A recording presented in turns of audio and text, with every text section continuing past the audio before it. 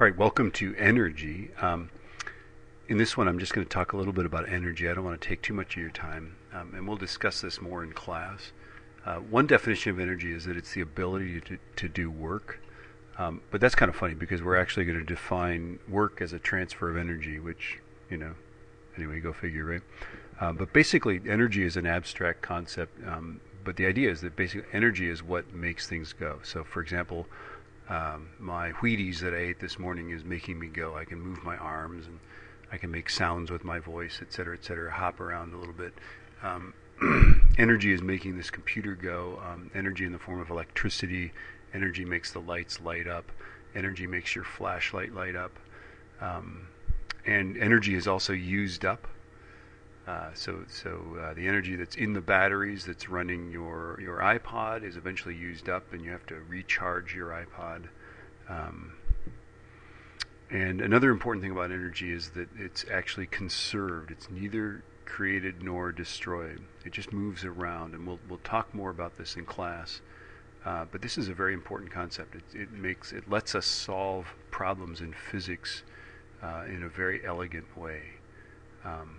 And then we'll debate this because you'll see. Anyway, and then finally, just some examples here, right? The energy stored in the battery of your iPod makes your iPod go, and eventually it needs to be recharged because it uses up that energy, making things like light. It's lighting up the backlight. It's running all the little logic circuits inside the iPod, et cetera, et cetera.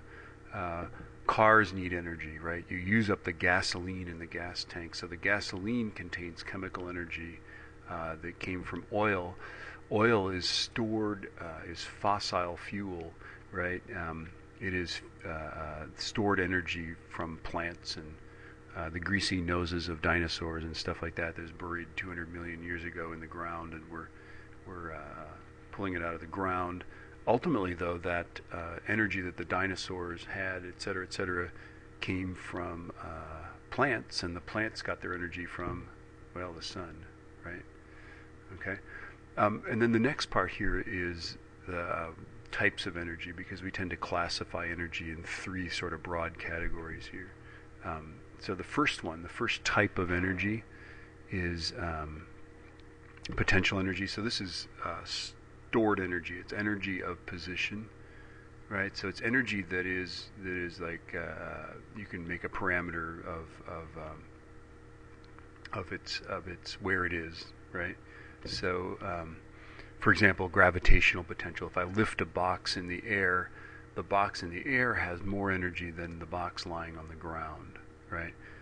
Chemical energy. This could be if I've got atoms that are H2 plus O2, right? If I've got hydrogen gas and oxygen gas, and I mix them together and ignite them, I could release energy and change the position of the molecules from H2 and O2 to H2O, right?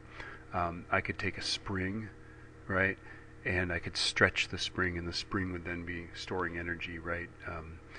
I could have a nucleus, right? And the nucleus, if it rearranges itself, maybe it undergoes a radioactive decay or something like that, and puts the nuclei in a different position, it would then release energy, right? Or if you have a planet that's going around in an elliptical orbit, right? The planet's going to speed up when it's closer to the object it's orbiting, and move slower when it's farther away, right? So it's trading off kinetic and potential energy, right? And then kinetic energy is energy that it has because it's moving, right? So kinetic energy is, if it's not moving, it doesn't have kinetic energy, right? And of course, baseballs. This is why batters wear a helmet, right? Because a baseball's got a fair amount of energy. One interesting thing is that there's actually particles that come from outer space.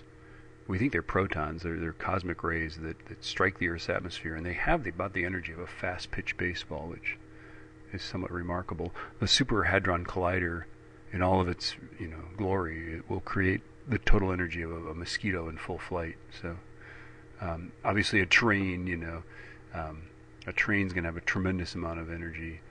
And bullets are basically ways to use kinetic energy to kill people, right? Hammers are fun, right? This is a kinetic energy storage device, right? We swing the hammer and we smack things with them, right?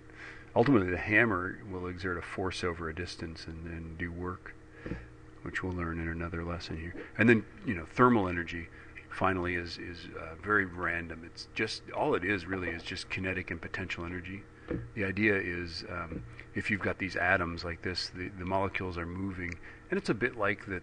It's a bit like they're on springs. There's like little springs in between them, and they sit there and jiggle back and forth.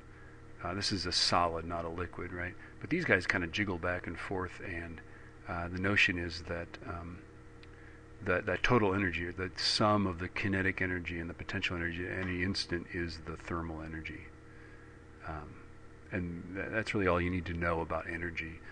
We're gonna get formulas for potential and kinetic energy. And then we'll also get thermal energy. You've already done that though in chemistry. That's MCAT. All right.